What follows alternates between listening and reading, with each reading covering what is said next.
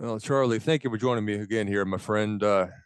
This one's going to be a little bit, I would say, a little bit more personal, but everything we've discussed has been very personal to you. But this is more related to your current condition and kind of what led up to that. But you sent me some notes earlier this week about a lot of research you've done, and I'd like to discuss the trials and tribulations you faced with your addiction.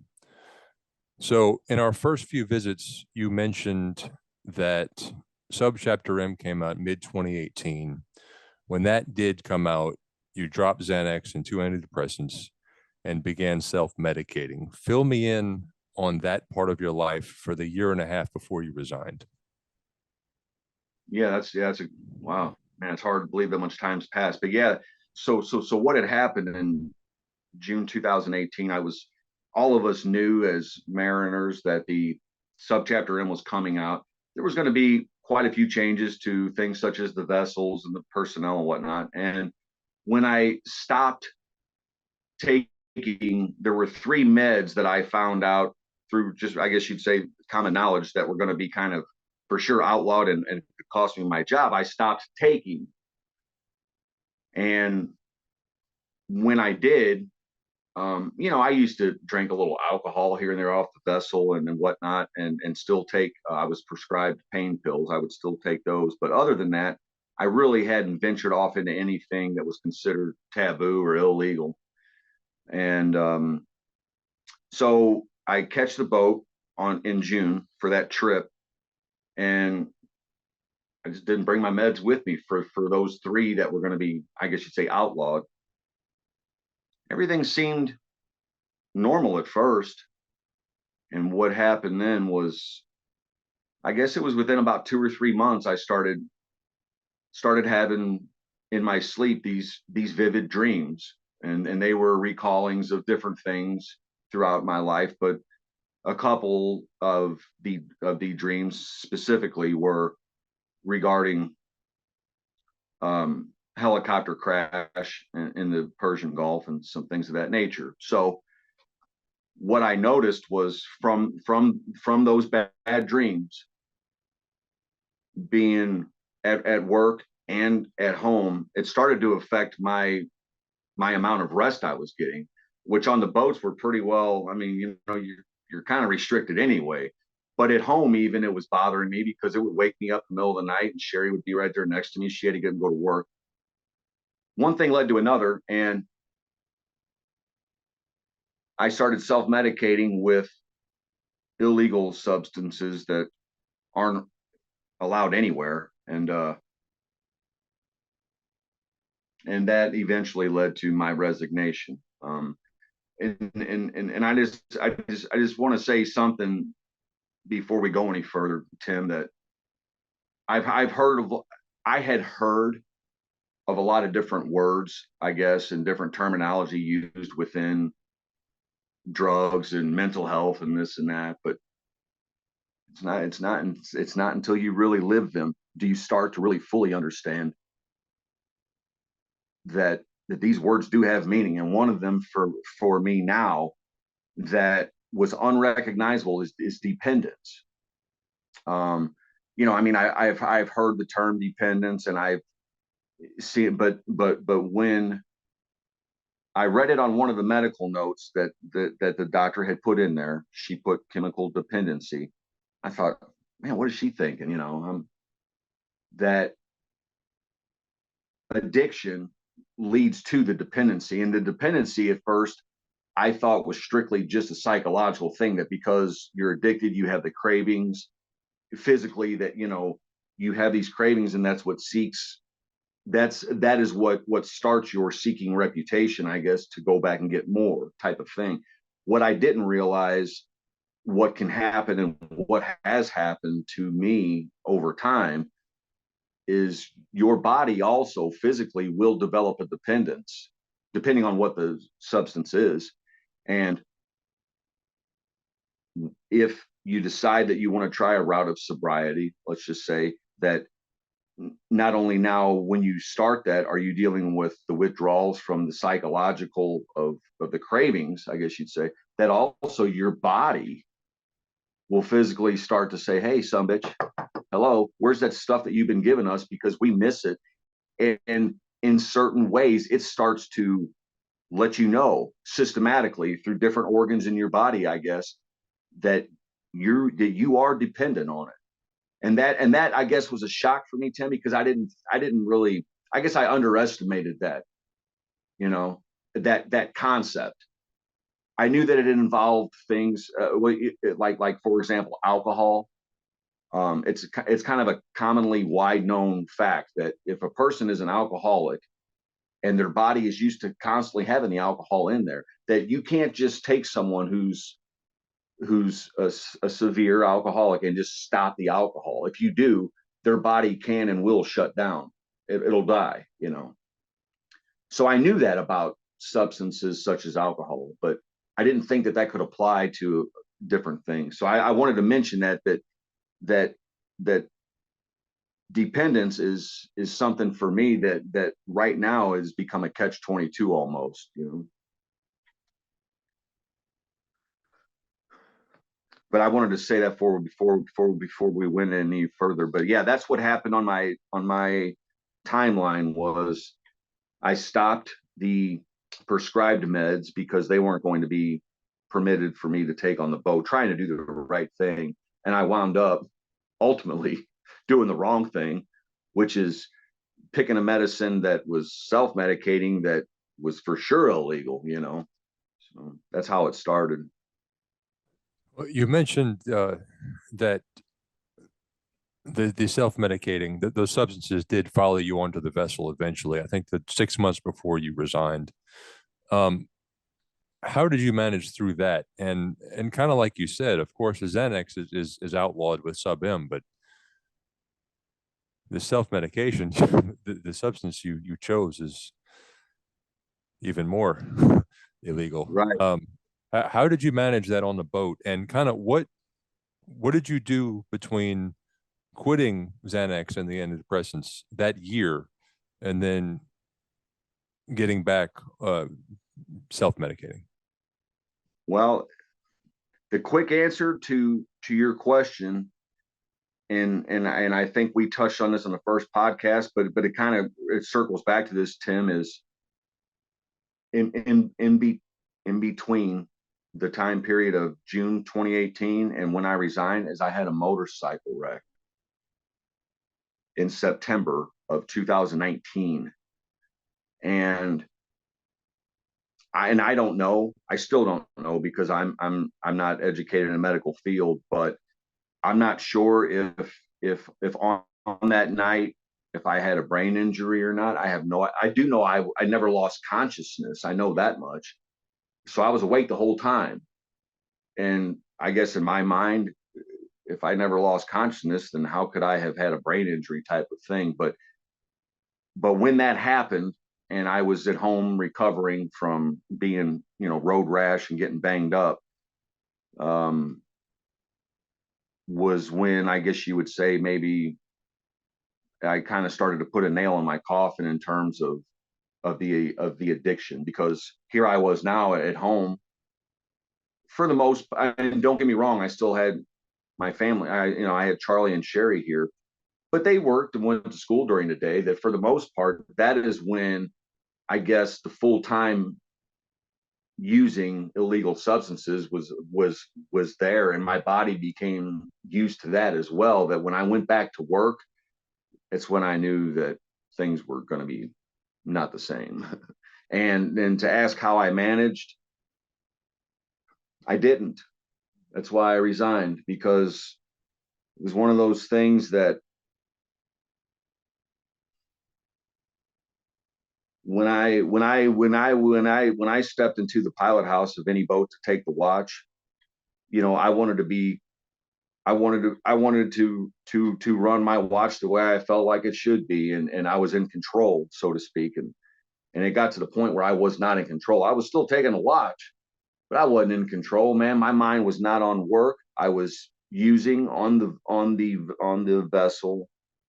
It was high water, and there were times, like I mentioned about the dependency thing, there were a couple of times that here I would be even mid-watch. If it was in the middle of the night, no one was around. If I had the opportunity to maintain, to give myself a little boost, I'd get a fix while I was on watch even. And that really bothered me, man, because I didn't live my life like that, you know, in the past, and I didn't want to. Anyway, so that is when I knew, and that's how I knew I wasn't in control anymore. Because if I couldn't get on the vessel and stay in a watch without my body having crap in it, I thought, man, there's something wrong with this picture, you know. But Tim, one of the other reasons besides that I guess and within my own mind allowed me to come to get to that point to where I would resign and leave that industry and leave behind the things I had worked so hard for, was because in my mind, I guess I thought, well, okay, I've got this addiction thing going on, and this was just me kind of thinking to myself. I thought, I've got this addiction thing going on. I've got some savings that I've been working my whole life for. I've worked my entire life. I mean, I'm thinking to myself at this point, this is 2020. I'm thinking I've worked my whole life ever since I was 16 paying taxes, that if I don't have to work right now for say a few months, I got some money tucked away. If I could take a break and take a hiatus, and whether that be mean, going just for a couple of months and just leaving the face of the earth and then coming back, and ready to face the world type of thing. That's kind of what I guess in my mind I thought what was going to happen or what could happen. I didn't I didn't foresee me being here at this point, which I don't know at this point. I don't know of anyone who's almost 50 that says, hey, what can I do to really screw my life up and become a drug addict and lose all the retirement I've worked for, lose my family? Nobody says that. You don't see a person who who's down on their luck that says, man, I really wanted to be here. Thanks a lot. Like a homeless guy or something. But here's the reality, Tim, is as we talk right now, if things keep going the way that they have been, that's where I'm headed. And even though I know that and I'm aware of that, for a chemical, a drug to be so powerful that you're aware of what's going on and the desperate state that you come into and these consequences that you still continue to use, it makes me feel like I'm an idiot, like I'm fucking dumb, like I'm weak minded because I know better. So it wasn't so I wasn't really able to manage. I caught the boat a couple of times with with with my medicine, because I'm gonna be honest, I didn't think there was any other way to be able to perform, to be able to do daily functions, you know. So I hope that answers your question. It does. And on a conversation we had the other night, we did not cover in the first visits how you resigned. I didn't realize that you approached your port captain with the God's honest truth, um, and and saw your way off the vessel. Tell me that story again, for the Yeah, audience. yeah, and it's one that kind of, I mean, I was shooting from the hip as I went on that deal. But what happened was I was I was healed up enough physically from my motorcycle wreck after, I guess, 4 weeks maybe, that the doctor said, he wanted to know the details of my job, and whatnot. He says, light duty and doing what you do. He says, if you can make it up and down the stairs on the vessel and do your thing, he says, I'd say you can go on back to work. I said, okay. So I got a hold of the boss. I went back for, oh, I guess it would have been a couple days. And that's all it was a couple days.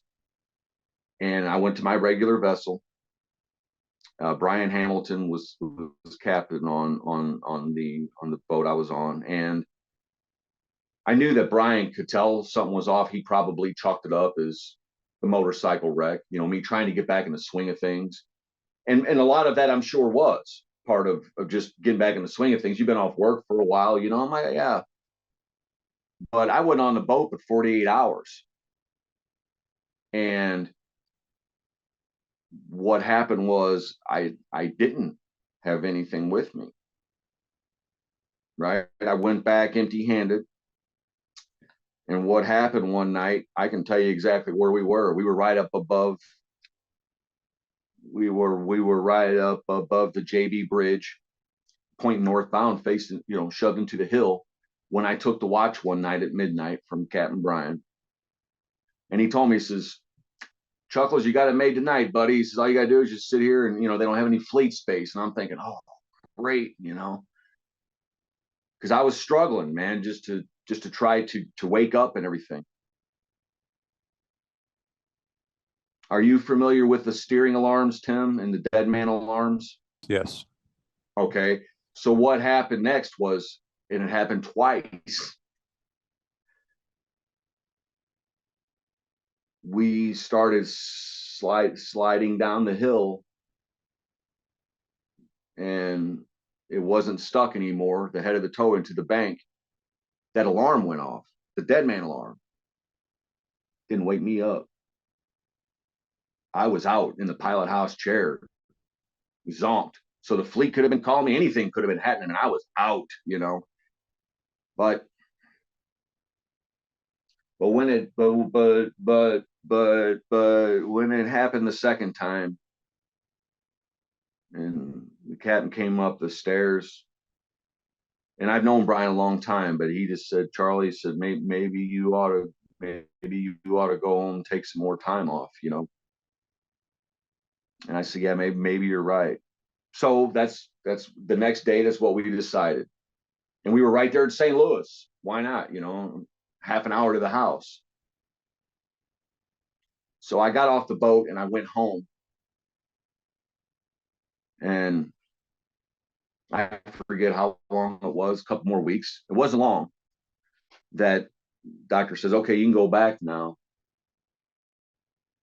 And I got a hold of the office, and my port captain was Randy Chandris, my boss was. And I told him I was ready and I'd like to, give her another shot. He says, "Okay." He says, "Well, your boat, your regular guy is on her now, because my rotation was scheduled to be off." He said, "So if you need some work, I'll put you on a different vessel." Long story short on that was, the day that I was supposed to catch the boat. Normally, Sherry and Charlie, they'd see me there, with my luggage ready, and I'd be in my press khakis or whatever, ready to go to work. And they were both gone. And Sherry got off work that morning with I'm sure in her mind, with the notion of coming back and whatever, and me not being there. But instead of being dressed and ready to go to work, I was sitting there in my Hugh Hefner smoking jacket, and in my bathrobe. And I was out on the patio having a cigarette, and Sherry got home, and it was about 11 a.m. and I should have been gone already at this point, to go catch the vessel. She got home, and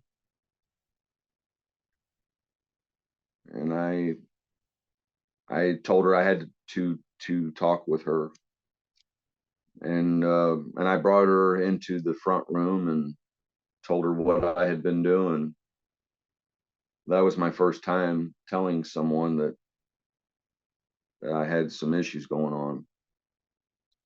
And so when I did, Sherry's pretty level-headed. She's pretty even-keeled, She was able to keep a rational mind.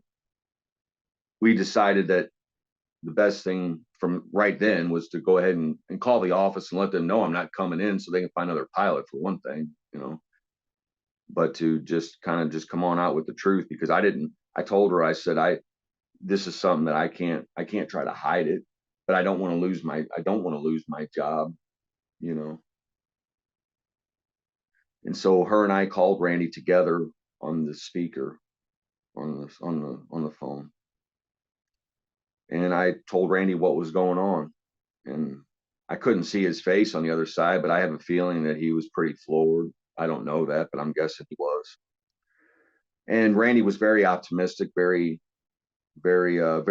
compassionate to my situation, and said, "Hey, Charlie, no problem." He says, "I'm going to look into this." He said, "Well, and we'll work with you to get you better and get you back to work," type of thing. And to give credit where it's due, Randy's heart was in the right place, but what he and I both didn't know was there were certain, I guess you'd say, rules within HR and within the company that he had voiced to me that was going to happen, that wasn't going to be able to happen because his hands would have been tied, type of thing. And so to fast forward through that process, what took place next was,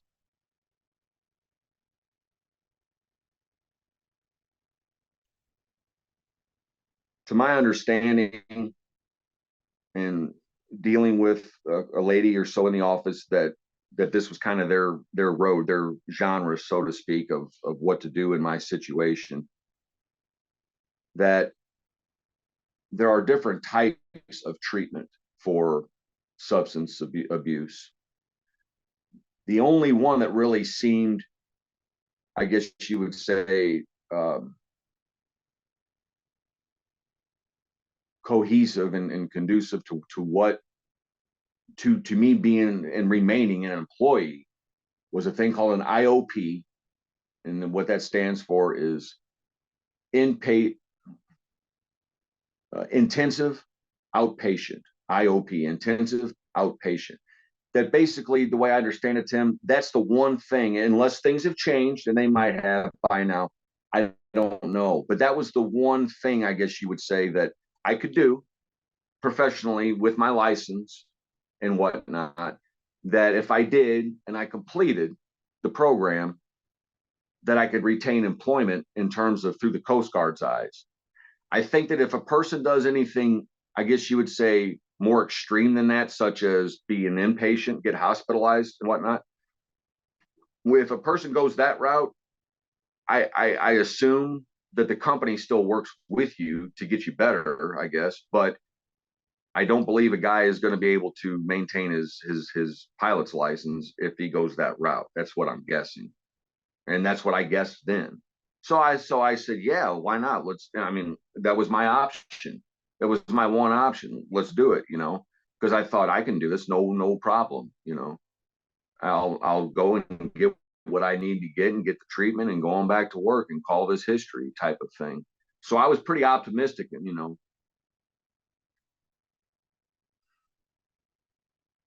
and what I'm getting ready to say next is, I don't want this to be misconstrued or for me to seem like I'm trying to place blame on someone, because I'm not. Ultimately, I am responsible. But what I noticed, my one person that I was dealing with in the office, and I've known her for 20 years, good person, still is a good person in my eyes, great person. But we were on the phone, and we were discussing what my schedule would be for this IOP and whatnot. And it was mentioned right then to me, if you complete this, Charlie, and I heard that, if I complete this, twice. After the second time, I stopped the conversation and said, look, I said, I don't mean to come off the wrong way, but I said, you keep saying, if I complete this. I said, you may not know me as well as I thought you did. I said, how about if we use the words, when I complete this? Let's be a little more positive, type of thing. And she conceded and said, yeah, I guess you're, because it was one of those things where just the verbiage, the terminology being used, I thought, no one's expected me to be able to come out of this type of thing. Now I look back in retrospect and say, maybe they saw something I didn't, because everything, those words that they use is what wound up coming fucking true. But it bothered me enough that I mentioned it to my board captain. I mentioned it to Randy. I said, Randy, you tell anyone else in that office that deals with me that I'm trying to have a positive attitude here, that it's not if, but when. And I think that Randy felt the same way. And so Randy kind of had my back on that. But like I say, I'm saying that, Tim, because ultimately those words that those people chose makes me wonder throughout this whole entire process if I've been wearing some sort of veil or some sort of blinders, not knowing what's next, because everything that was mentioned from this lady I'm speaking of and from a few other people that they said could happen, they have happened, So when all that took place, I thought, well, I'm going to show them some bitches. I went to the program. I towed the line and did what I was supposed to do to be able to come back to work. That I did that for 6 weeks. 6 weeks in an outpatient environment where you come home every night, and when I got released and I was kicked free to come back to work, at this point, that is when, of course, I found that there was a new person in my life from ACBO, and that was the drug man. Because it's a large enough company, I'm sure, such as where you work, that you're going to have representatives from every little part. Well, this was this guy's specialty. That's all he did was deal with people trying to work if they had illegal substances in their body. But his approach is definitely more of the one that rubs me the wrong way in terms of, I guess you would say he's a lot, he's a little more old school, and kind of the mentality that I think that has been there, that has been trying to get change, which is the culture of how they deal with people. So I'm not saying this to put the man down. What I'm saying is his approach is probably one of the older ones, that with scare tactics and intimidation that are real, that you have to conform to. And what it was this was, I had to sign a contract that for the next 2 years, for me to come back to work, that I wouldn't use. But on top of that was that at any time that they wanted me to, I would have to go and provide a sample. Okay. Even on my days off, if they called me halfway through my days off, I would have to go and provide a sample. And I thought, okay, well, that's fair. I mean, whenever you read it on a paper, that is a fair thing that they're wanting. The way that he presented it to me made me want to kick him in the fucking teeth. That's how I felt. But I thought, well, that's just the person delivering the message. The message was clear. What happened next was the first, I guess you'd say, step, or the first time that I considered resigning. And that was this. 2 days before I'm ready to go back, I had been out of the program now a couple of weeks, I think. I'm ready to go back to work. I'm still clean. We had a big snowstorm here. I live on a dead end road, no outlet road, on a hill. Okay. So anyone that lives on this block, because I'm in a major metropolitan area here, but anyone that lives on this block knows that if you look on the news TV and you see a big storm coming, it doesn't happen often, maybe once a year or something, but it is going to happen to where you may not be able to get up this road. You can come down. That don't mean you're getting back up. I woke up at, I think it was 11 a.m. ish, because I knew I'd be going to work a couple days, trying to, just be a little late. And I had a message on my phone from the drug man. The message, I felt like, was sinister, but and basically saying, hey, I don't know where you're at, but you got to provide a sample today, type of thing. Like, ooh, here we go. We're going to catch a guy. And right away, because I had missed the call because I was sleeping, I called to let him know.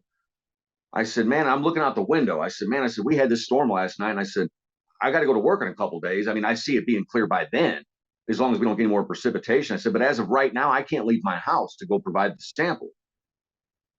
And Tim, as I'm sitting here telling you, I have no reason to bullshit you. That was the truth. I was clean. I had nothing in my system, but I couldn't get off my fucking block. Or, excuse me. I didn't think I'd be able to. And I thought, of all the times, this here it was a Monday morning. And, you know, in my mind, I'm thinking, this guy ain't got nothing better to do out of however many employees, but to sit there and worry about me. That's what I was thinking, you know, playing victim, you know. But it was, and I was right. I had a hard time. Matter of fact, it was my dad and I out there 2 p.m., I guess, trying to push my car up the fucking road while I would hit the accelerator just to get me up this road. I got there and I provided the sample before they closed at 4 or whatever time it was. But that day, that incident, that Monday morning right there told me I'm going to have some problems, man. And it wasn't because here I was just jonesing and wanting to go get a fix, or because I thought I'm going to use again. No, it was because I thought, here it is. I feel like I've got someone who I'm on the same team with, working at the same company with, that wants me to lose, that wants me to not work on the river, that wants me to not have anything to do with making a decent living, because they want to justify their job and see me pop positive on a drug test. And I still feel that to a certain point now. I don't know if it's because he felt like he had to justify his job or what, but that person and I, maybe we just couldn't see eye to eye. So when that happened, I get on the vessel, clean, with no substances. And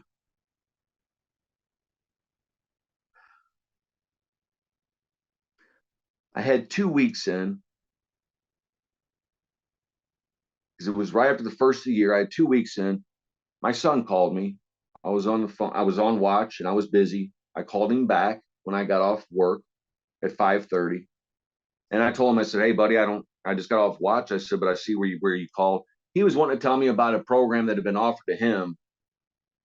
And the long story short, and why this is significant, is because as he's telling me what's going on, my wheel is starting to turn. But basically what he explained to me was he had an opportunity to try to do something where through the government and whatnot, to where he would wind up having his own benefits, his own medical and dental.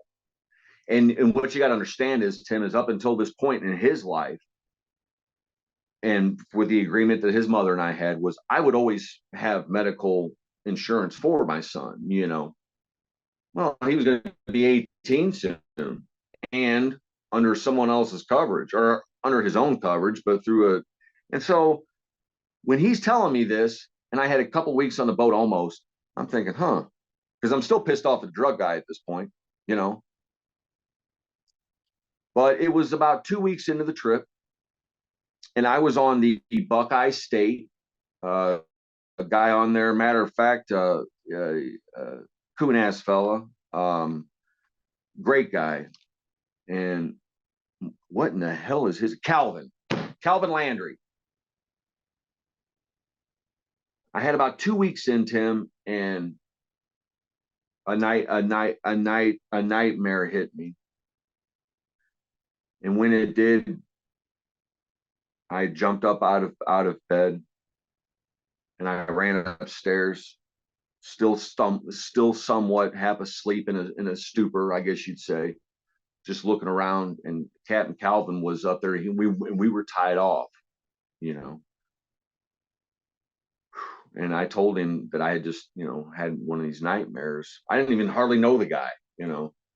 I was filling in on this boat because, anyway. So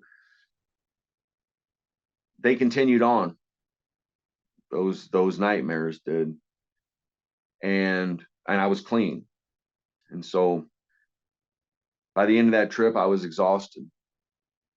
And the plan had been, when I got off the vessel and got home, my son already had it set up where his mother and I were going to meet up with what he had going on and get him rolling. That when that happened, and I was on my days off already, I had gotten off the vessel. When that happened, and I knew from that point on that my son would be covered from a medical standpoint, it was, I don't want to say a huge amount of relief, but there was a lot of relief, because I thought, you know what? It was pouring rain.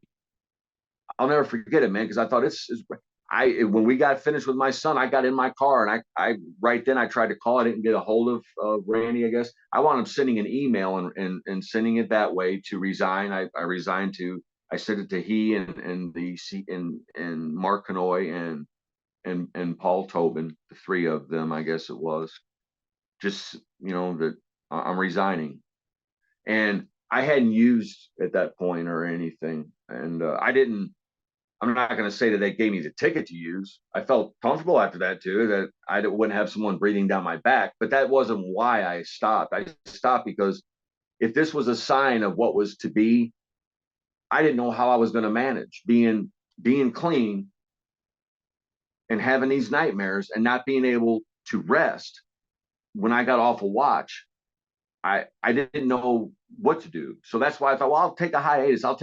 Maybe I just need to just take a break in life and jump off the edge of the earth and come back, And so that is how my resignation happened. And when it did, like I say, it was via email, and Randy, my boss, said, "Wow, I didn't even see this coming." I thought things were going well.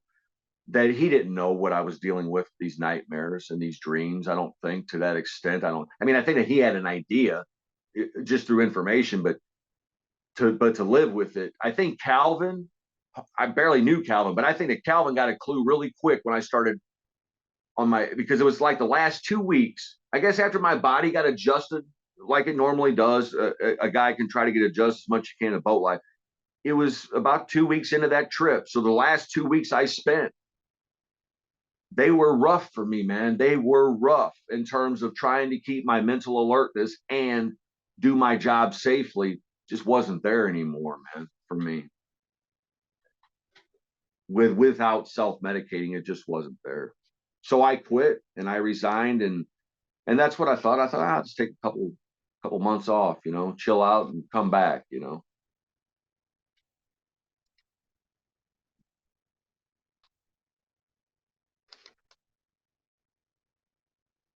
What are your thoughts? Well, the other night in our conversation, um, well, back up from that. When did you start using again after that? Wasn't long. It was within a few days. It was within a few days, and I guess part of that was there was a certain there was a sense, I guess, of a feeling that I had never had before, of when I did resign, of feeling like, wow. I mean, yeah, I knew my son was still living at me, was still living with me, but with his age and driving on his own, almost graduated, he was pretty self-sufficient. I mean, my son was doing his thing, that it was almost liberating at first. I thought, yeah, I'm taking some time off. Why not? Go out and party or go out and do this. I say that. I mean, do whatever I wanted to do and not have to worry about an obligation of getting a paycheck. And so yeah, it wasn't long though. It was a few days maybe. And And what those was, few days, go ahead. sorry, go. No, bud, go ahead. Those few days. I was going to say that after those few days, when I started again, or I say start again, when I started using full time, I guess you would say unrestricted, uh, that I was doing it full time, and before you know it, 3 months turns into 6 months, 6 months turns into 9 months, and then you stop and you say, okay, what's going on here? I mean, at first, it was almost kind of fun at first, because I thought, wow, I've never been in this point in my life, or I've never been in a position in my life to not have to work and to just kind of do what I wanted. But about the 7, 8, 9 month mark, that's when I started to question and say, okay, hey, son, bitch, what are you doing now? Break's over. And I was thinking to myself, well, how about I just go a couple more months and I'll just call it a year I took off, type of thing. And I'll call around then and I'll get me some trip work lined up and just pull trips. That's what I was thinking. But even to pull a trip, you're going to have to provide a sample.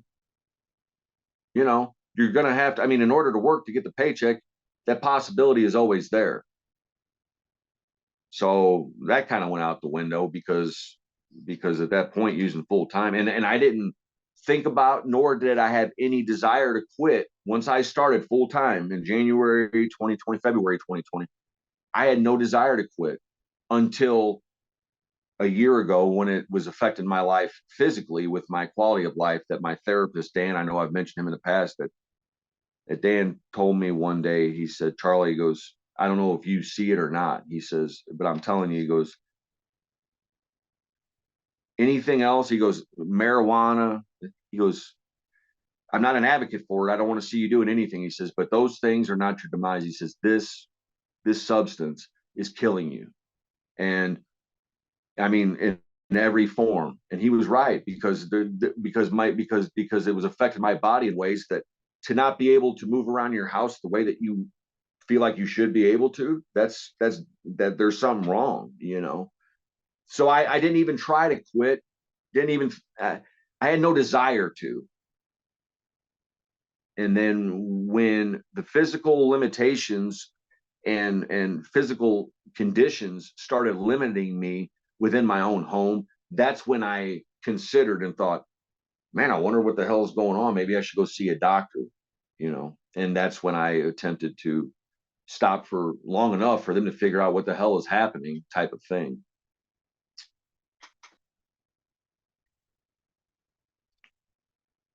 I don't know if that clears it up for you. But Well, no, it does, and it leads me into some other questions. Actually, you mentioned Dan. I was going to bring him up. When did you meet him, and how long had you known him? I guess at that point. Dan, I had contacted when I felt and I could see that something was happening within me. And of course, the mental part, it goes without being said that I already knew that I was addicted and probably had some skewed perception, let's say. But when the physical parts, so it was in July of 2022, July of 2022, that it was affecting me enough and my quality of life here at home by myself that I thought, if I sit here and do nothing, nothing will change, type of thing. I mean, that was my outlook. That was my attitude towards it. I had already, in the 2 years prior, sought out counseling. I had two different ladies that, I had attempted to kind of figure out what was going on with, so to speak, through insurance, right? Via things like what we're doing now, video telehealth or something. That the first lady had told me after a couple sessions, actually, she dropped me instead of me dropping her as my therapist, that she said, this is beyond my scope of profession, that she dealt more, I think, with women and geriatrics in terms of mental health than what she did with substance abuse. So she just said, this is out of my pilot house, and here's the SAMHSA number, 1-800-SAMHSA. That's the national hotline. If you're poor and broken, you got to go get help. Well, that didn't work out.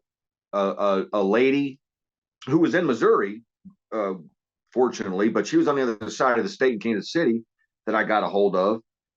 She kind of said the same thing that the first lady did, but she didn't beat around the bush about it. She told me on the first assessment, she says, you're on the other side of the state. This is far away. You got some stuff going on that you need, that instead of me going through that process again, what I did was I found a list of what I thought would be a list of providers that worked with my insurance here locally. And I sent out some emails, and and I called the local mental health facility, I guess you'd say. There was a lady there who was kind enough that she gave me some information. The information included a phone number for Dan and a website and whatnot. I sent Dan an email, and basically what it said was, I'm an addict. I've got an issue with drugs, but I've got other things going on besides that, that right now I have no desire to quit at this point. I don't know what I need or want, but I do know that my life is going downhill pretty fast. Will you help me? Type of thing. I did that because I didn't want to waste a bunch of time trying to. Anyway, he replied back fairly quickly within a day, and he said, sure. He goes, I'd be willing to work with you. Why not? So that's when I first met Dan, was July of 2020, or excuse me, 2022. Our first meeting that we had set up was on August 1st of 2022. And on that day, it was going to be in the afternoon. But on that day, in the morning around 10 a.m., is when I was asleep in my recliner, because I don't sleep in my bed. I haven't slept in my bed for 3 years, but I was asleep in the front room, and the front door opened. My son has a key, and my dad was right behind him, and they got through the door and woke me up and told me my mom died. She had just died. And right away, first thing I did was call Dan. That was the one obligation I was going to have, and however long, of to have a meeting with this fella. And here it was. I didn't think I was going to be able to do it. So I just called him. I said, hey, Dan, I know we have it, but my mom just died just this morning. And he was very understanding. So we met in August. A couple days after my mom died, we had our first meeting. And it was appropriate, I guess, in the timing, because she had just died, So that's when I first met Dan. And it was in August. In November ish was when he kind of pointed out to me, to make sure I was aware. He says, Charlie, goes, this is killing you, type of thing. That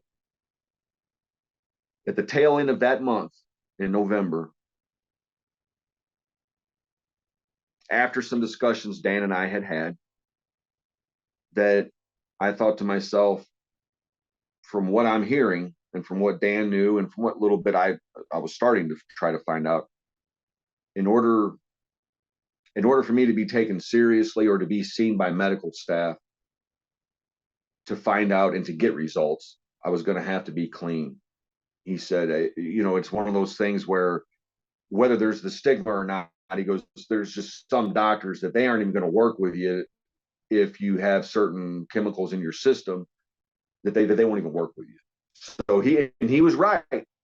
I didn't realize how much stigma was attached to this until I started that process, but he was 100% right on that. So in November, because I remember it was right around Thanksgiving that I told him, I said, Dan, I've made the decision that when I run out this next time, which for me wound up being another month and a half away, but I said, when I run out, I'm going to give it a go of being abstinent to try to go down that route to be able to be seen.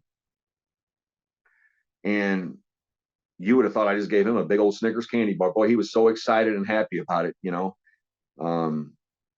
But Dan's a special guy, and he's got a lot of heart. I mean, have you heard of the term harm reduction? Are you familiar with that? Harm reduction, you said? Yeah. Within the drug community. I wasn't either. I didn't know what it meant, but I understand it now. Dan's approach kind of is like, for example, let's say that someone is okay. Let's say that you have a cocaine user. Let's just say, and they snort the cocaine, hypothetically. What the general public and consensus in the culture that I was raised in says, you tell that person, don't do the cocaine. That's not good for you. Stop it. Okay. I mean, that was the approach, right? That the approach now, and kind of like what Dan has, is if someone, let's say, is shooting it, which is slamming, that's intravenous, okay, as opposed to snorting. That Dan was telling me from his perspective and from his line of work.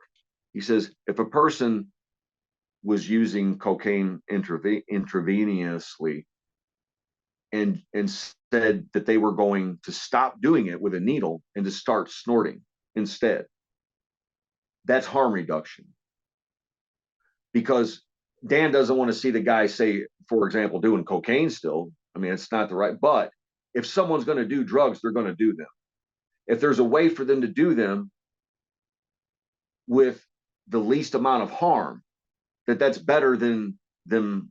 You see what I'm saying? Type of thing. So that's kind of the approach and the culture that I think is being moved within the drug community now. For example, take a doctor who on their Saturday off work, who goes to the local, say, city hall and does like a needle exchange, let's just say, with public, with people that want clean needles because they don't want to get spread hepatitis B, C, and AIDS and all that other stuff. That's kind of that attitude. And that's what Dan had for me, was even though I wasn't stopping right then, for me to tell him I was going to stop when I ran out was progress, because which it was. I didn't have any desire to quit when I first met him. And here it was, I was talking about stopping, so that was an improvement. But that's how I met Dan. That is how our relationship started, was immediately with my mom dying. And with Dan, I started learning about CBT. CBT is cognitive behavioral therapy. And basically what CBT is it's a therapy in which therapists use to get someone's thoughts. If you can change a person's thoughts, you can change their actions, possibly, type of thing, change their mindset on how they view things. Because let's face it, some of us, we do view things in maybe a skeptical or a cynical way, or in a way that's not as healthy. And that was something, and that's kind of one of the, I guess you'd say, one of the ways that I found for me, that whether or not if I ever decided I had wanted to stop was irrelevant, that it started to help me to see things in a different manner, I guess you'd say. So that was something that Dan and I started together, was called CBT. And yeah. And then I wound up running out in January of last year, 2023. And that was my first time since, I guess you'd say, my full addiction, dependence, so to speak, which was unrecognizable. I knew I was addicted. I knew that. What I didn't understand was the dependence at that point. It was unrecognizable to me of what was going to happen next. And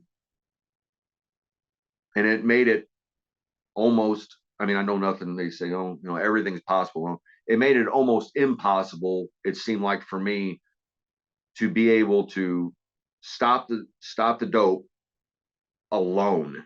Because by myself, once you start a process like that, truth be known, rewind, I think knowing what I know now, Tim, I might have been better off, I guess you would say, financially and mentally, had I went on ahead and checked in somewhere where I stayed. It would have cost more money up front, and I would have been treated, I think, a little more like a number than an individual up front.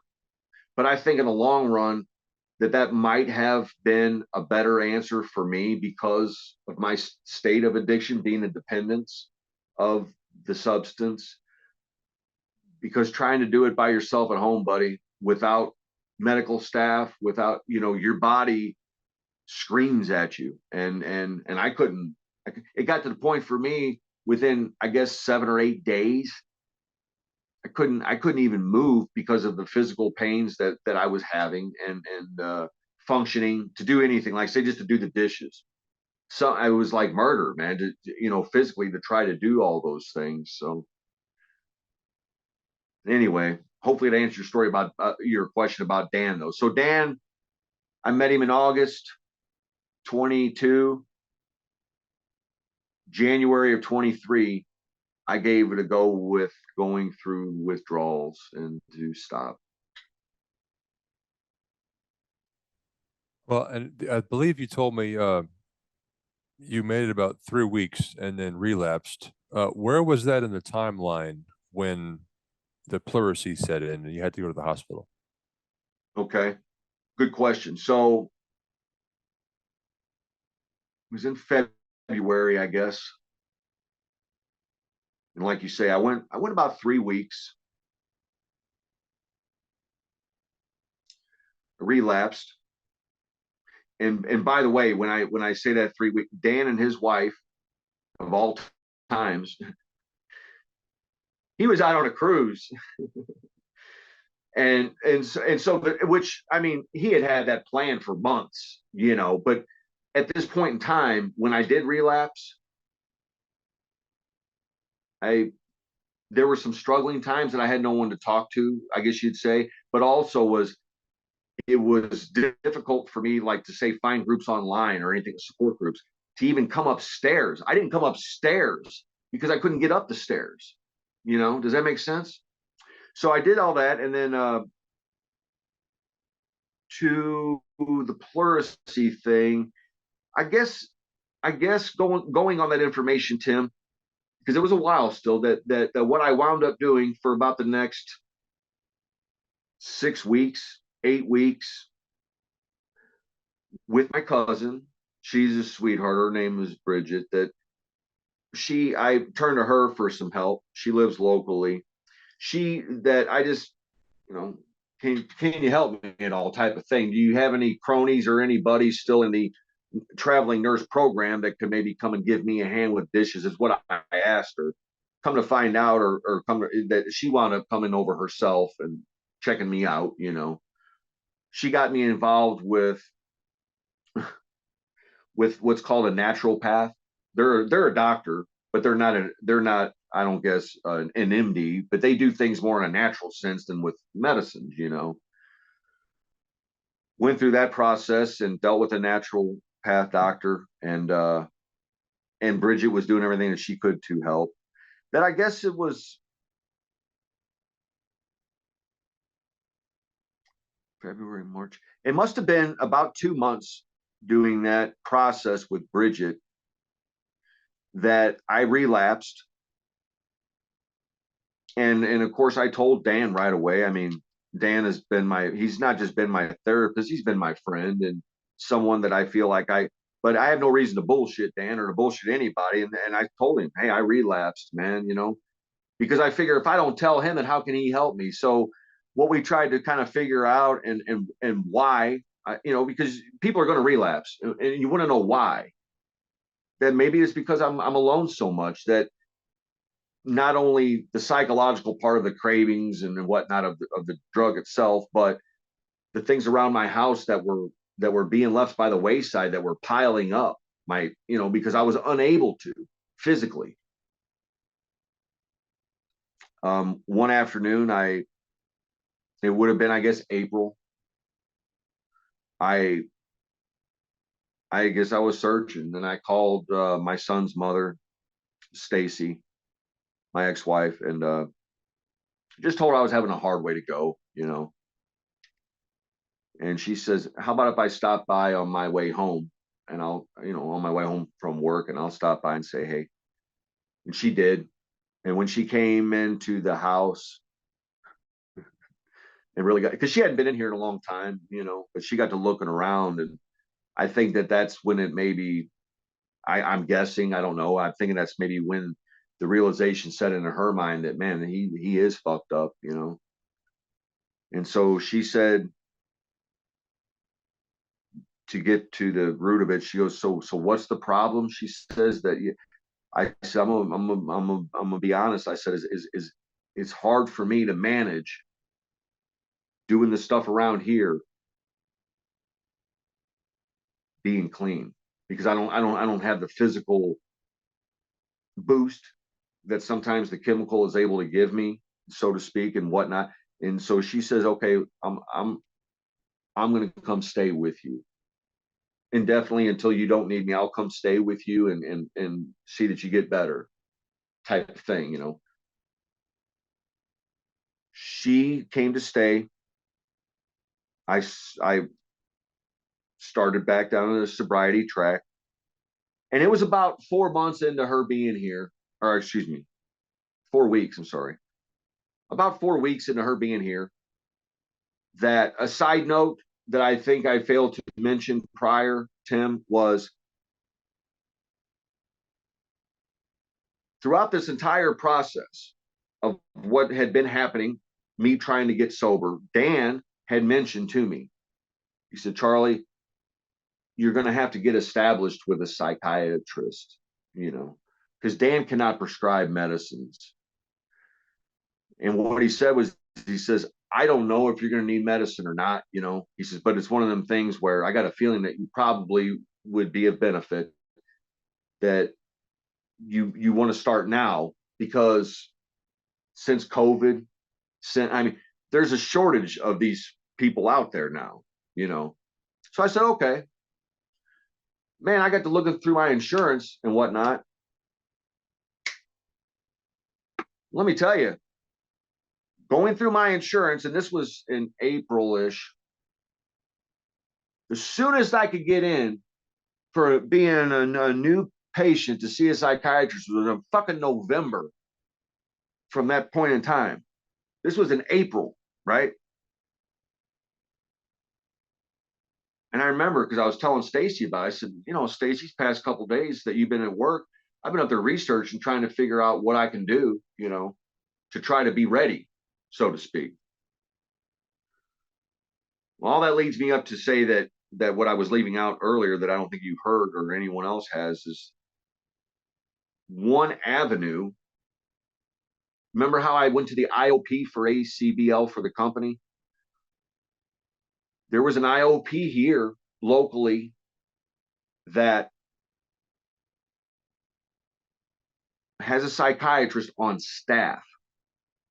You don't spend every day with them, but part of the program of going to their program for 6 weeks, whatever it is once a week you'll see their psychiatrist. I thought, if I do that, at least it can get my foot in the door to see one of these doctors, you know, that Dan's speaking of. And I thought, in the meantime, surely it can't hurt. So 3 days a week I signed up for, to spend the money to go to, it's, I don't know, about 25-minute drive from here, to go to this place and to get that part established.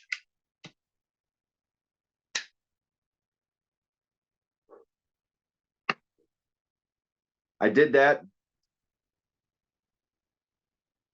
and it would have been in May, I guess, Tim, was when I started. I was finished, and by the way, I'm leaving out some details, but I was finished with the IOP.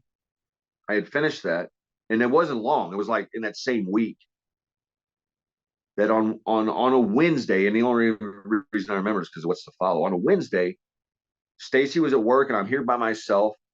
I was having a real hard time with breathing in on my left lung. I still had insurance, and the insurance had this, and I'm sure they all do now, but they had this option of doing a televisit, so to speak, to get advice as to what do next. So instead of just automatically going to an emergency room or an urgent care or whatever, and this is relevant because what happened was I got a hold of one of their doctors, told him what was happening, and this is what he told me. He says, that sounds like a collapsed lung. He said, if you choose to go seek medical attention, he says, don't waste your time going into an urgent care first because they don't have the imaging equipment normally that would be there. An hour or so later, I was talking with Bridget.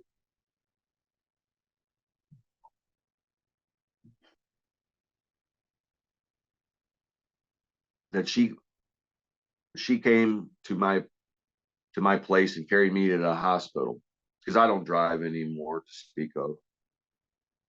She carried me there on that Wednesday, went through the admission process and all that hoopty wah. They cut me loose like 4 hours later. Said that if it gets worse, let them come back. That was on a Wednesday. So the next few days that followed, I've got the medicine they sent me home with. It was like some pills, some antibiotics, some steroids and shit. I thought I'll be in good shape.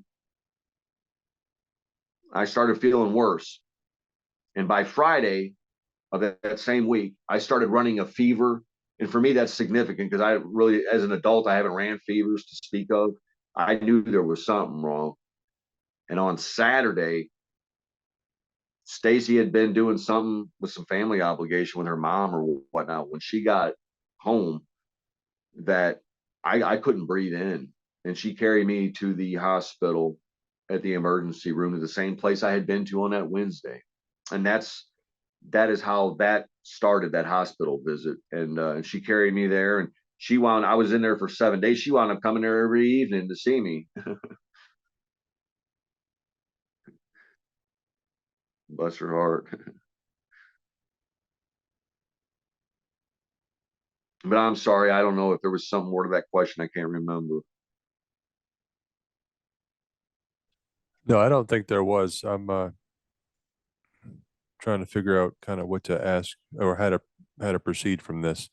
You had you've mentioned CBT, you mentioned chemical dependence, and you said victim once. That was the last on this list.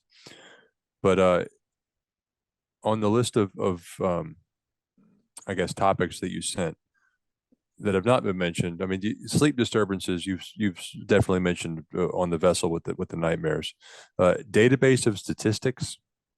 Okay, so here's, and this is a rhetorical question that I'll throw out there.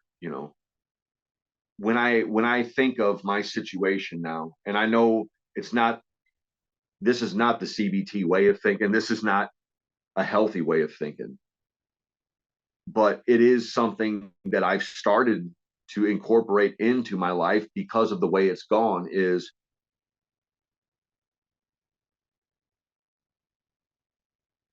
as I look at the statistics, and I'll do research online, and I don't just go with the first numbers I see. I try to research from different avenues, so to speak. That what if I'm not meant to recover? I mean, what if I'm supposed to be a statistic, so to speak, that that I meet my demise with being an addict? Because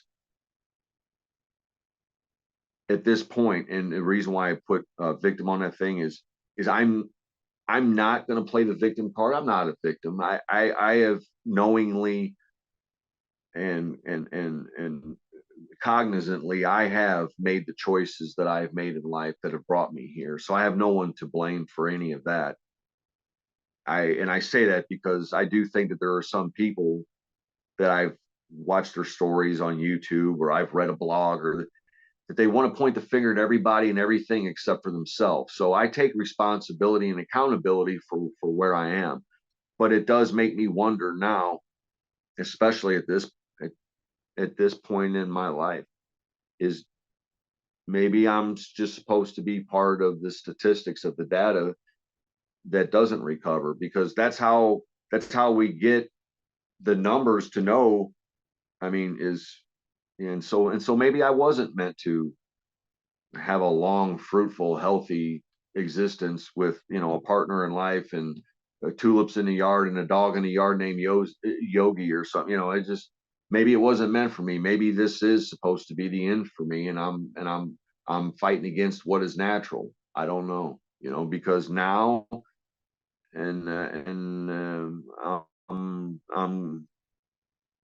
I'm sure people wonder anyway, but I'm not clean, Tim, and I haven't been since Stacy, my ex-wife, stayed with me,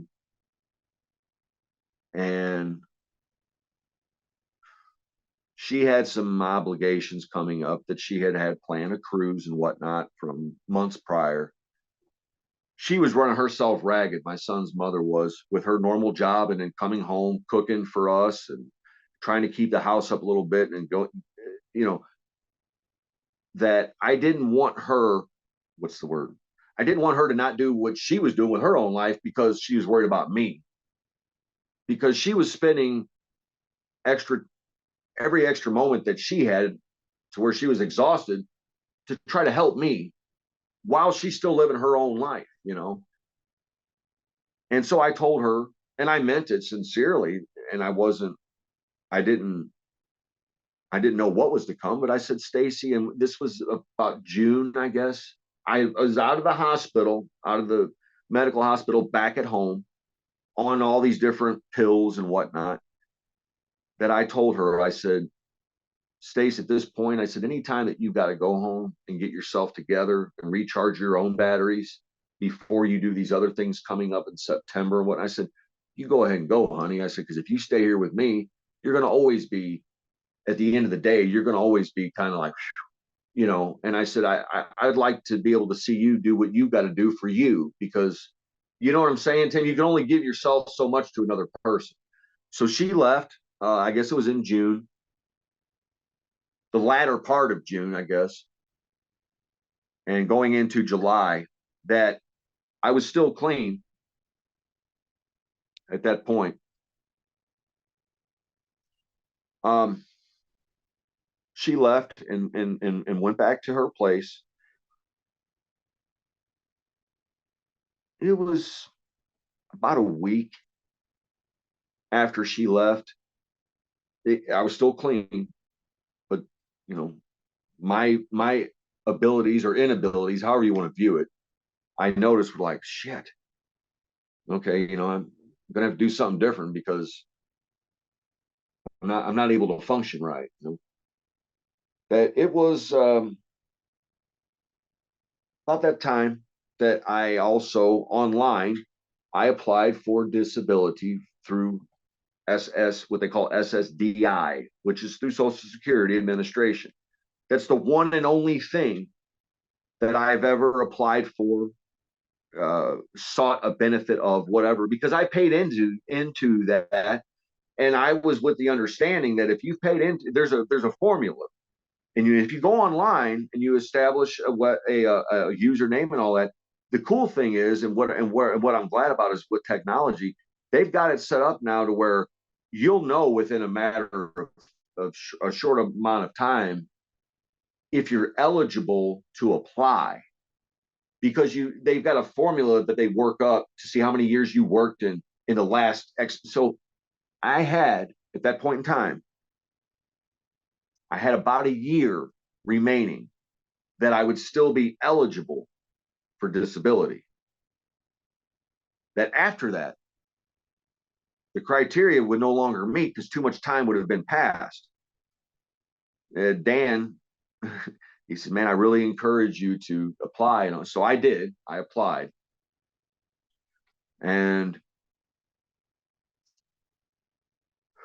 I, through other people and just online reading things, I was with the understanding that there was a high chance I would be disapproved at first, so to speak, and whatnot. And also I was kind of with the mindset it's going to take a while to find out, because it takes a while for them to do the process, whether you get approved or not. That was in July. A couple of weeks after I had applied, I was doing some more research, watching some different videos of, disability things, that I thought it wouldn't be a bad idea for me to reach out to a disability lawyer. Because after I had done some research, Tim, what I found was these disability lawyers, that's all they do. I mean, that's it. They don't do other, they are disability for the United States government, for SSI, and they don't get paid unless you win, type of thing. It's set up that way. I got a hold of a lady here locally,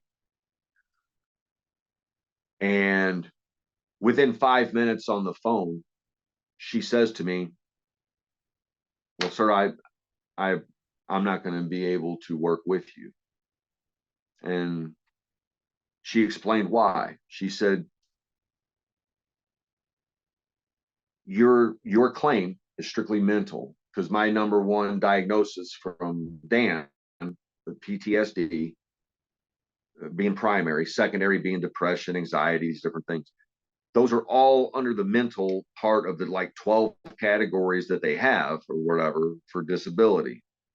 She says, when when a mental disability case is the only is your claim, and you don't have any supporting documentation and ongoing notes from doctors, physicians, and whatnot, you don't have a leg to stand on, so to speak. That the judge wants to see basically that all this has been documented leading up until now, which I didn't have. I mean, with the exception of Dan, and Dan, he knew, and I mean, I was more than willing to sign a release, have him communicate with them however needed. That she kind of told me, she says, it's one thing. She goes, whenever you go into one of these rooms, one of these conference rooms with one of these disability judges, when you go there with a physical problem, and you have not only the documentation, but you have something physically wrong with you, that when you walk through the door, that they see, oh, well, this guy's missing a hand, or whatever it might be,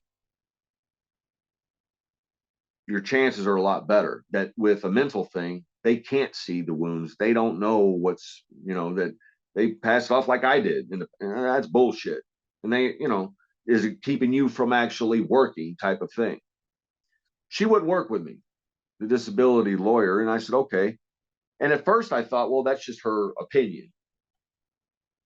Well, when I started researching that more, she was right.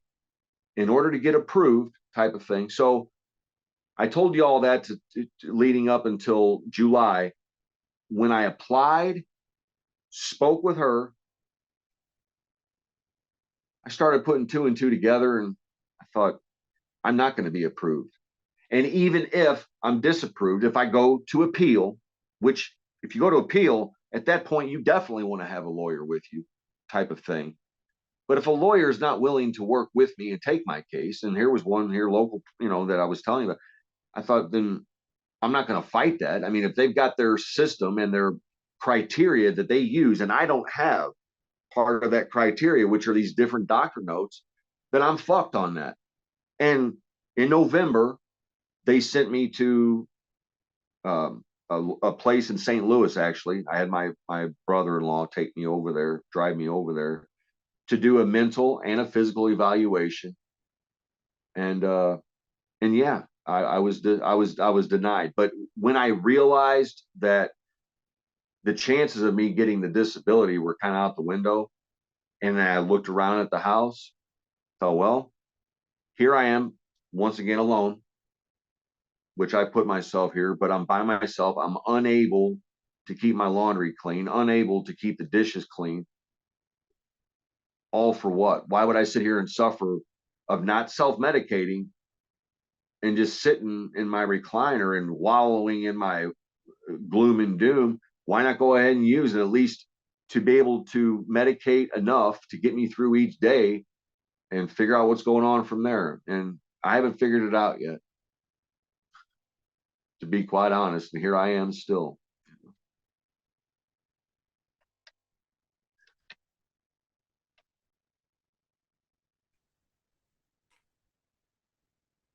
And now I don't When, have insurance anymore. right. When you, how has the, I guess, the frequency of use increased from resigning from the vessel to now? Hmm. Well, the quick answer is that it's increased, and to me it's obvious, but the obvious reason, I guess, because of tolerance. You know, if someone does something enough, you build up a tolerance. But I wouldn't say that the addiction is any more or less. I think personally, looking back at hindsight, I think I was addicted, no questions asked, when I resigned. Although I didn't have anything in my system from, I guess you'd say, just a whole body standpoint. I think it was a matter of time before I used again, you know. And then of course the thing with Charlie happened, where I was my son, where I was able to use, so I started again. But um I unfortunately I can use quite a bit. Um and I do that just to maintain. But the irony is, and I guess what some people who maybe haven't been addicted might have a hard time understanding, is I don't get high anymore. I just maintain. I don't, the euphoric feelings that initially are presented to a person when they do an illegal substance, or even a legal substance, a prescription medicine, let's say, that makes them feel better. Over time, as your body builds up a tolerance, that feel better, it takes more to feel better. That I'm at a point where I don't feel good. I do it to maintain, to get me out of the chair long enough to get some things done around the house. So it's increased, but but the level of high has decreased, you know. And something else that I guess, what kind of, I guess you'd say, keeps me awake, or keeps tormenting me, is something that Dan had said, was going back to the whole thing when he mentioned, if it was, say, alcohol or marijuana or things in the past that I had been able to do and then set down and go back to work when the time came, he wasn't concerned about it. He says, this other thing, he says, it's killing you, and it's going to, if you aren't careful. That I kind of look at it like clean and sober equals life or death. And unfortunately, I'm using. Does that mean that I want death? No, not in my mind. I don't want to die. I don't think anybody wants to fucking die. But I do know that I'm not living anymore. I'm just existing. I'm just here in this shell that you're talking to. That any spirit, any zest I had for life, it's gone. It's out the window, and it doesn't come back, or it hasn't for me.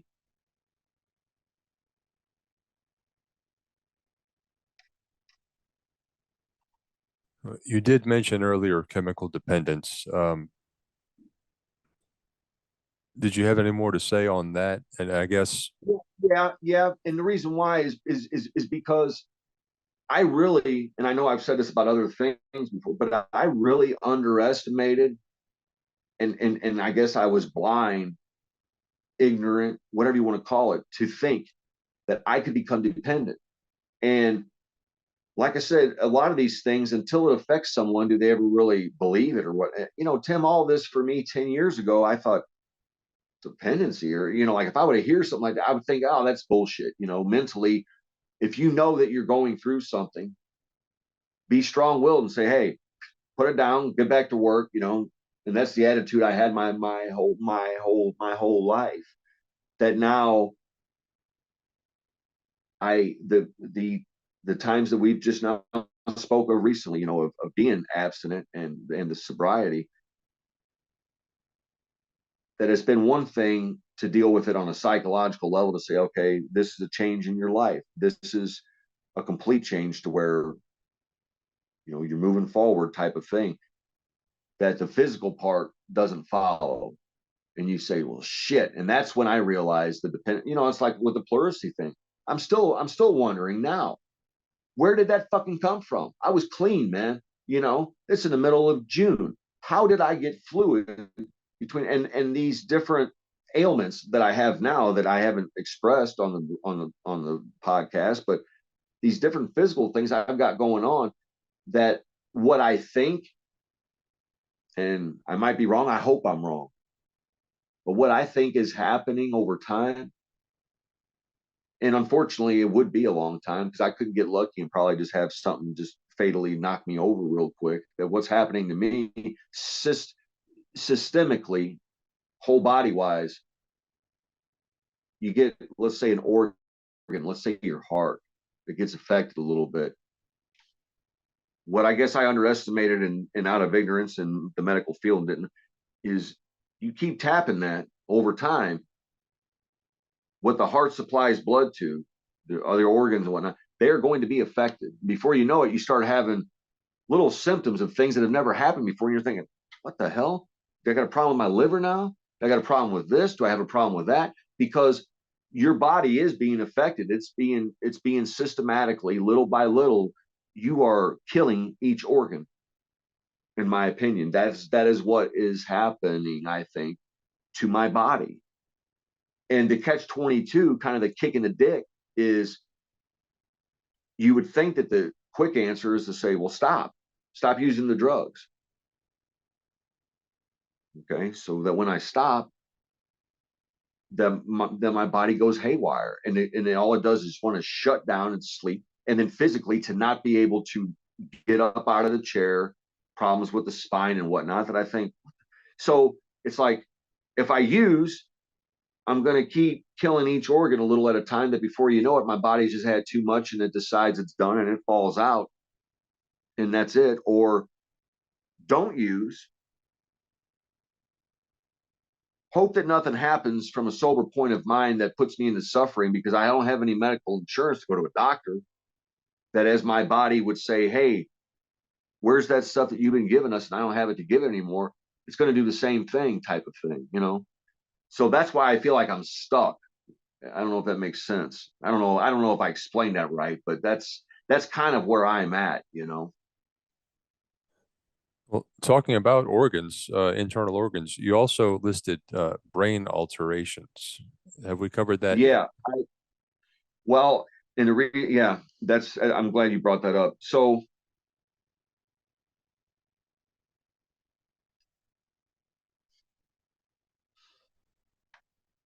and I'm still learning as I go on this, so just bear with me. But what I really, I guess, throughout my life didn't know, what I really didn't pay attention to, and what I'm still learning about, is your brain kind of being the epicenter, I guess, you know, your mind of what it controls and what it doesn't. And of course it controls everything. But when you do a certain substance, and this is what I'm still trying to wrap my head around, when something happens to a person physically, you know, throughout your life, a certain event or whatever, that's what makes us who we are today, right? That's what molds us into who we become and all. But what it also does is it changes, the drugs do, that they will change your, I guess you'd say, your molecular makeup. So let's say that you have certain cells in your body that are being reproduced and they're coming out with, say, 3 parts, you know, this and this of the proton atoms and all that other bullshit. Okay, that you do a certain substance that now it doesn't create that third thing, or it does something different. Instead of 3 things, now your body creates 4. I'm giving this just as a hypothetical to try to explain that there are certain aspects of that when a person stops using, that over time, with abstinence and to stay away from that dope, your body will revert back to where it was, right? But certain other things won't. And the things that won't, I was wondering, why won't they? Why aren't they reversible type of things? And it's because it will morph depending on what your substance is. It can, and then this is, by the way, this, I mean, if people look it up, you know, you can do the research and find out the science is making breakthroughs every day that it will change certain cells within your brain as to how you think, how you do your daily tasks. And that's where the brain alterations come in, that, you know, I sit here and I wonder, the old me, the former me, the guy that didn't wind up in this place, or, you know, that I didn't think would wind up in this place, how can I get back to that? You know, that's what I had thought initially. And of course, we know now the answer is you don't go back to that. You're not able to. But maybe I don't want to either. I mean, there was obviously something going on with that former me that I still don't know what it is, maybe, that was off, you know. So, but that is what I meant by that when I sent that note to you, was I didn't realize on I guess you would say a cellular level, maybe that's the right terminology, that it will change your molecular makeup. Certain substances will. You also mentioned Texas. Yeah, and I didn't mean that for it to be specifically just about the tax. I guess more, I guess I should have put financial status is,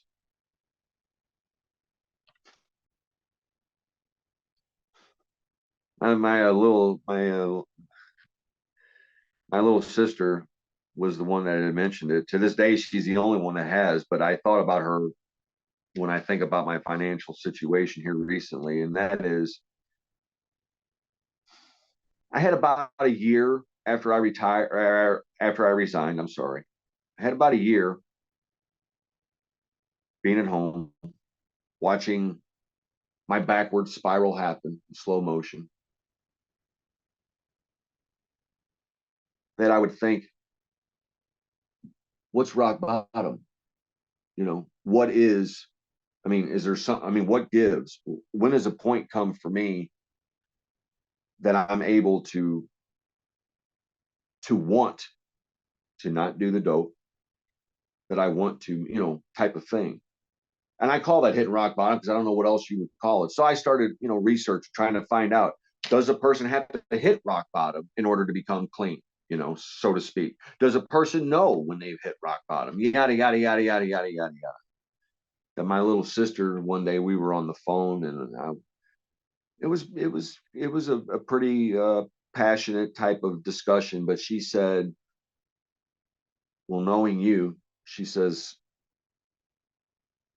I think that you would have to experience financial doom to make you hit rock bottom. She go, you know, as far as in her opinion.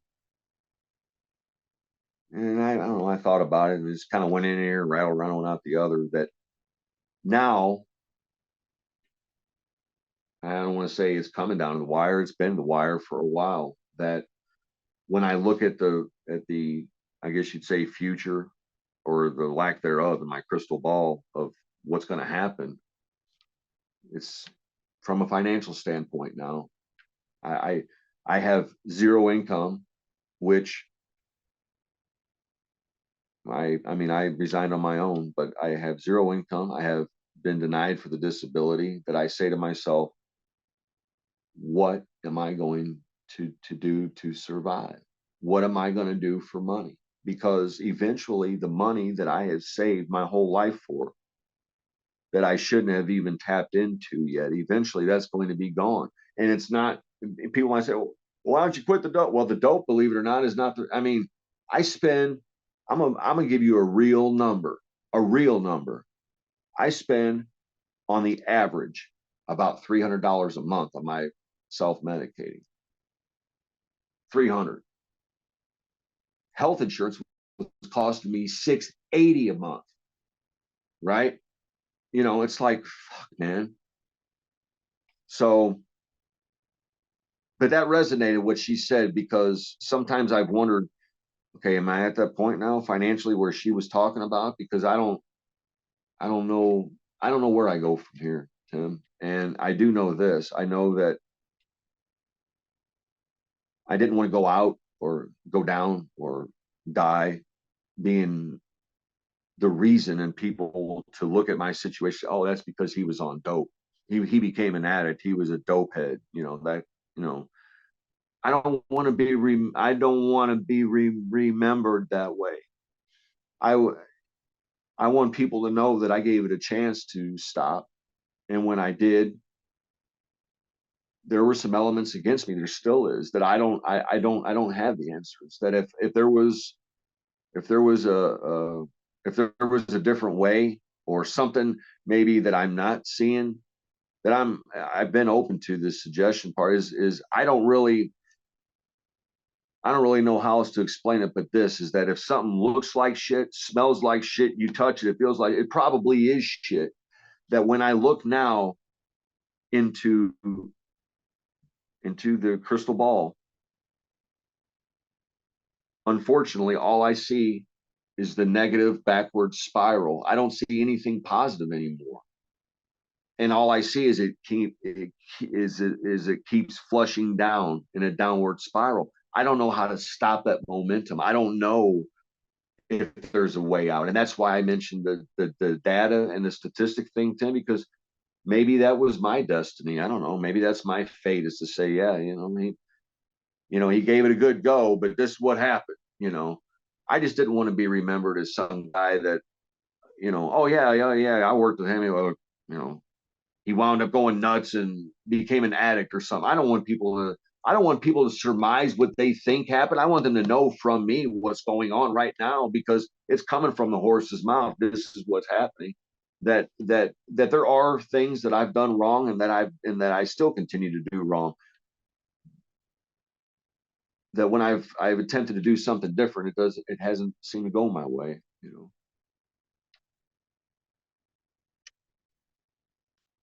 There's two more topics you listed. If you have any more commentary on them, by all means, please share. And I wrote down two questions along the way tonight that are certainly potentially more personal than even some other things we've discussed. And if you don't care to answer those when we get to that point, by all means, I can cut them. But Yeah, and as far as that goes, Tim, the way I feel it is fire away, because I'm not I'm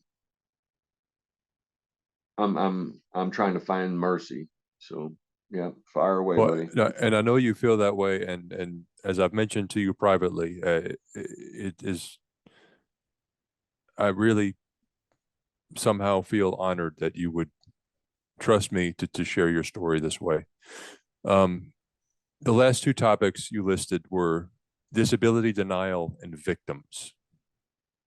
Right. Yeah, which I think I touched on that. I wanted anyone listening, especially for folks that I worked with in the past, uh, which they may not be the ones to actually question if they knew me well enough, but I just wanted people to know that I'm not pointing blame. I'm not trying to want a victim thing. I'm not trying to be a victim, but I feel in my heart, and I could be wrong. I feel like I feel like I earned the disability. I paid in enough to it. That's a legitimate benefit, that if I can't work right now, and what the rules state for SSDI is, if you cannot perform the same line of work that you had a career with, and you can't do that for the next 12 months because it's disabling and or going to lead to death, that a person gets it. I do qualify in that aspect, but I don't have all the paperwork that they needed. And I thought, what a technical bullshit technicality that but that's, so I guess I didn't want to say that about the disability. And then for people to say, oh, he's just playing a victim. No, I'm not playing a victim. That's the one thing that I feel like, out of whatever's out there. And there might be other things available to me that I'm not aware of. I do know that I was aware of that, and it was denied to me. There are some things that, due to the fact that right now, even I still have some assets through my IRA that because of that, because you have assets, you have things in life that you won't be eligible for. And I knew that. So I didn't want to be coming across as I'm some kind of victim or, oh, woe is me and I shouldn't have this happening. I understand why all this is happening because of things that I've done, and I am owning up to that. I'm saying, yes, I did do those things, and just trying to be accountable for what I did. So I'm not a victim. Roger that, man. Roger that. One of the last two questions I have, and we talked privately about it. I'm not going to ask you to share those details of kind of how and where you've been sleeping here and there in the house. But you mentioned a few times in a few of our chats, why have you not slept in your bed the last 3 years?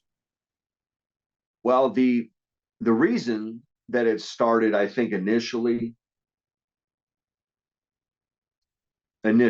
was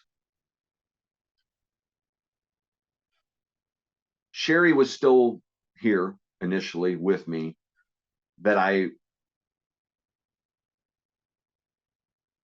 guess once she had stopped staying here with me to go to her place, to physically sleep and whatnot, that's when it started from a psychological standpoint, that because of a combination of the drugs and the mental mindset of when I look at my bed in my bedroom, that comforting, I guess you'd say, welcoming idea of someone being there with me was gone.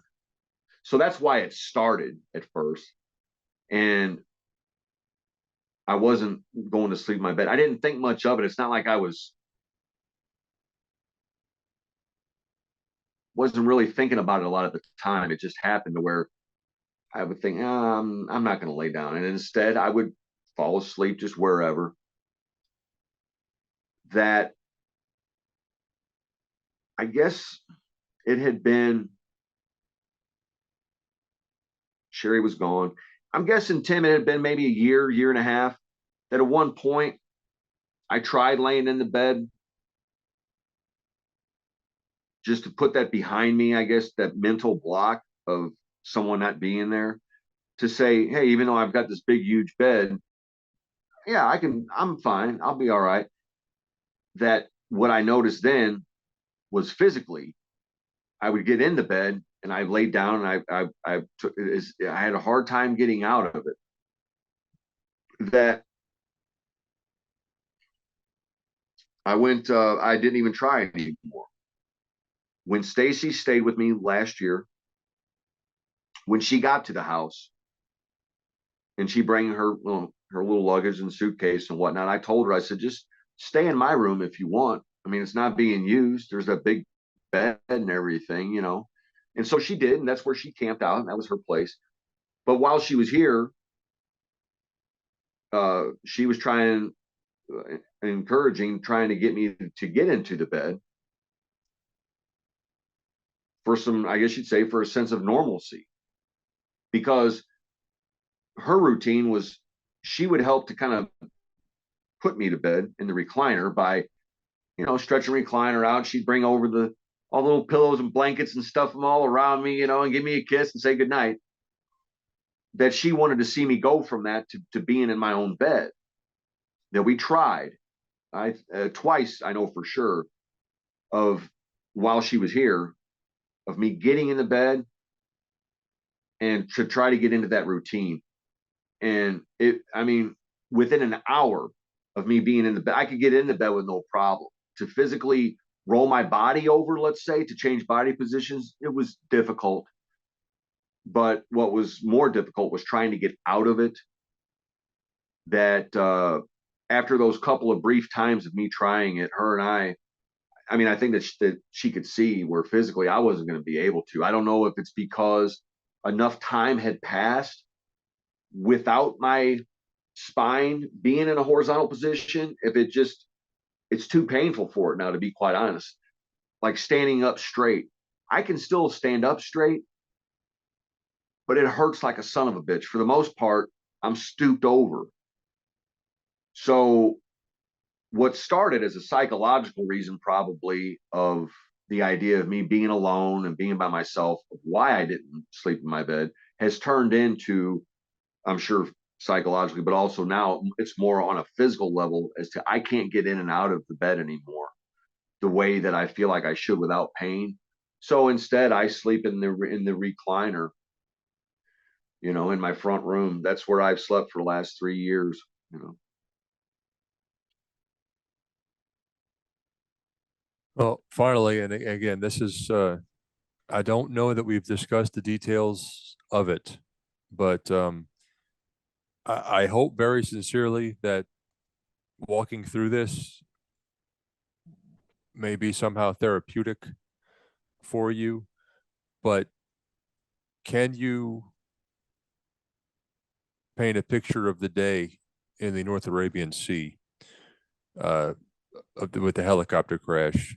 And you mentioned on the phone the other evening kind of how those memories came back, and how the night terrors sort of morphed it into something even worse. Yeah. Well, so a typical a typical day, but I guess is how that day started. It was in August of 1997. I was I was part of a boarding team called, we did what they call VBSS. That's Visit Board Search and Seizure. And basically any vessels coming in or out of the NAG. The NAG is the North Arabian Gulf, by the way. But any vessels coming in and out of there that, we would board, make sure they weren't carrying contraband to break the sanctions and whatnot. If it was medical supplies, to my understanding, medical supplies or food, they were good to go. But anything besides that, so we would board them and we would check all their tanks and whatnot and their cargo holds and so forth and so on. To do that came at any time of the day or night, whenever you least expect it. And they were some long fucking days, man. Long. Because you'd get done with one boarding, which might take, say, 3 or 4 hours, and you get back to the ship thinking, oh man, I'm gonna take me a little break, at least take a shit and get something to eat, and just catch a quick nap just for 30 minutes. Nope. The alarm would ring again and you'd have to go board again. So on that day that the helicopter crashed, so it was a normal day for me. I'm sure it wasn't for the guys in the bird, but it was for me. That we were in some pretty rough seas, and they were getting ready to take off from the flight deck.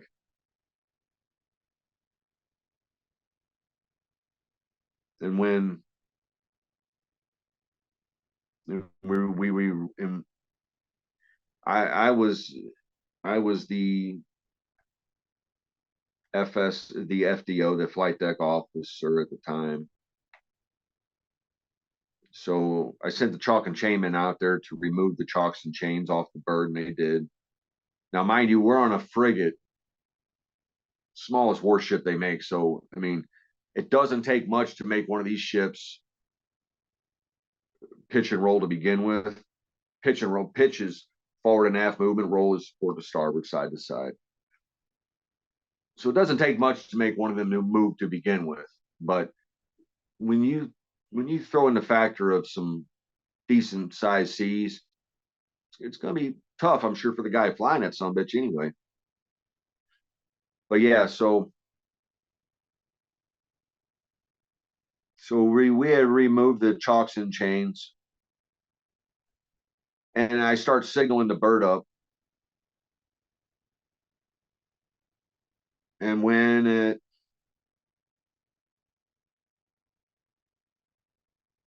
when he got just a few feet out off the deck, that whole fucking bird did a complete 360. Now, mind you, there's not a lot of room on the flight deck of a frigate to get out of the fucking way when something that size is doing a 360. So when it did, and that tail rotor came by, and me and the chalk and chainman did this number. Right behind us was the steel bulkhead. Fuck. That I think the pilot knew he was fucked up at that point. You know, tried to regain what he had going. It wasn't working. So he tried re-landing, and when he did, the seas had taken the ship over to the side enough that when his landing gear, when his starboard landing gear touched up on the starboard side of the vessel's stern, the bird wasn't leveled out in the way that it should be for it to balance. That instead it started skipping and going the other way, and the main rotor on top was at such an angle that the tips of the blades started hitting the deck. He was at such a sideways angle, getting sideways, that the shrapnel and debris and shit was starting to. That I grabbed the guys, and we ran inside the hangar deck, and both we dogged the door down with the watertight hatches. We had one little porthole about the size of this package of cigarettes. And the whole time I'm listening to the control tower and to the bird, and it's not sounding good. And then they went in the water. The bird did. And when it did, I didn't foresee that situation. It was one of the ones that I had thought about briefly, but it passed because I thought, nah, what's the likelihood of that? That not only was my position at that point in time on the flight deck to do what I was doing, that I was also the guy that was going to have to drive the fucking boat.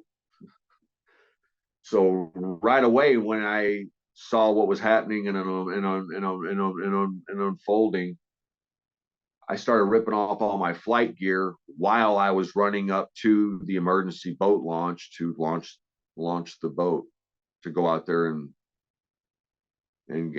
to get the guys. And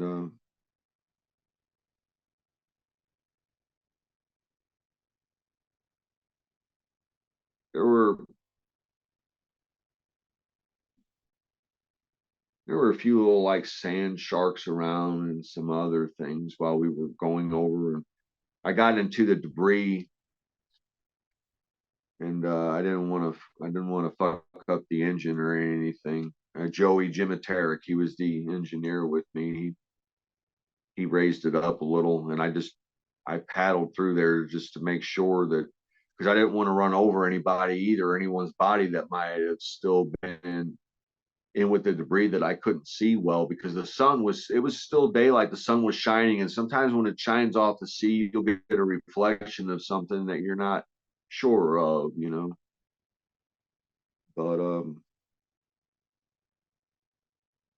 But yeah, that happened in August of '97, and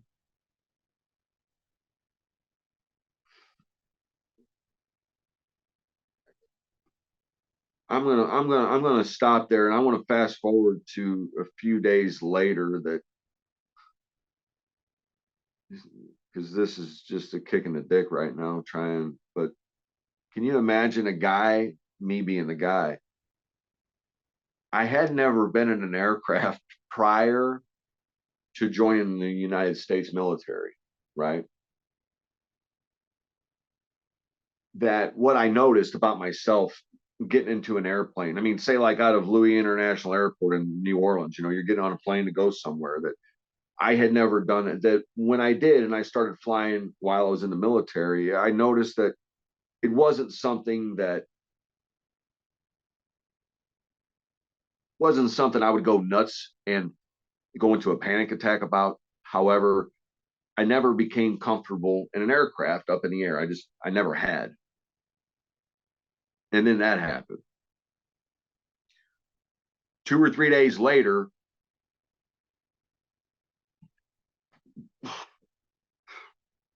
sorry, 2 or 3 days later, of all things, for us to have a meeting of the minds, I guess, about this crash that had happened with the helicopter. They strapped me in the helicopter because we carried two, by the way, on deployment. Carried two. One of them's gone. They put me in the one that we still had because they wanted to fly me over to the destroyer for us to have a meeting about the events that had happened. I was a nervous son of a bitch getting in that fucking helicopter. And from every aircraft from that point on, I never felt comfortable, but I've done it because, I mean, we all know statistically that's one of the safer modes of travel and blah, blah, blah. I mean, how could I take my son, say, to go to Ireland to see something in a 2 week time period without going by boat where we could still be back in time for him to go to school? I mean, for obvious reasons, I still flew after that, but I never did easily. That was the main reason I asked for Xanax when I did in an earlier age, was because it scared the shit out of me to get into an aircraft after that, you know. But the dreams that there was one of the crew member of that, there were four guys on there. His name's Mike. I don't know what Mike's last name was because we all call each other by our last name usually, but they just called me Boats and I called him Mike. That what I think is noteworthy, he was he was over in an area treading water that I kind of ran a line to him. I mean, there's someone alive, breathing, and talking. I'm going to him first. That what I remembered was he was treading water, and we shut the engine off, and I got up there closer to him, and I said, Mike, I'm gonna get you out of there, buddy, but just be calm because I don't want you pulling me in. Is there anything I can do for you first? And he said, yeah, you gotta chew, because he rubbed snuff, you know, and you couldn't, because during flight operations, during many operations, you can't smoke, period. But anyway, I don't know why I mention that, but his face is the one that shows up when I think of that day as Mike, and you know, just of him wanting to chew. You know, I said, Mike, you doing okay? He says, I'll be a lot better when I get a chew. And I was glad that I was there for him when he needed to get out of there. I had him back to the ship in 4 minutes from the time we launched. That was a miracle, I thought. You know, if you could be a fly on the wall sometime, Tim, go and do you a damn a towboat fire drill, man overboard drill rather. Have someone go in the water, ring that alarm, launch that fucking boat, and have them back at the towboat within 4 minutes is pretty difficult. But we had been trained for this too, so I'm not putting the river down. I'm not putting the guys down to work on the river. What I'm saying is I felt good about that. That was something I felt there was a reason why I was there that day to get Mike out of there, was that reason, because Anyway, that's what I remember now when I think of that day. As I think of Mike wanting to chew. I don't know. I mean, you probably want to hear more than that, but that's about all I can handle for right now. We'll leave it there, man. Like I said, I'm not pressuring you to do any of this. We're coming up, I think, total recorded, but I think we're at shit 7 hours recorded in the last month or so. It's like a lifetime for some. Geez, we're What's doing that? good. I said that's like a lifetime for some people. We're doing good then. Yeah. If you have any more thoughts, any more stories come to mind, just like you said the other day, by all means, shoot me a text. We'll keep a list of them. Um, we can try and do this again. And I'm hoping, like I said on our last meeting, that we get some questions, we get some input Yeah, I from was viewers going and to say listeners. also to anyone listening or anyone that feels like they might say, oh, well, that's a no brainer. He needs, if someone has a question or a comment that they think would help or that they're curious about, I have no problem sharing that. Ask away, and if Tim and I are able, then we'll come back and do this again. But I think this has, I think that the podcast for me, I mean, relative to time, of course, that I think it has been therapeutic because it helps me try to process what it is I am going through right now. So thank you for letting me do this because it helps. Anything different than using or continuing the life that I've been living, I figure is a change. Although it might be a small one, there's small changes along the way that maybe something will bang or resonate or whatever. I don't know. But if not, then I'm better off knowing you anyway. There you go, buddy.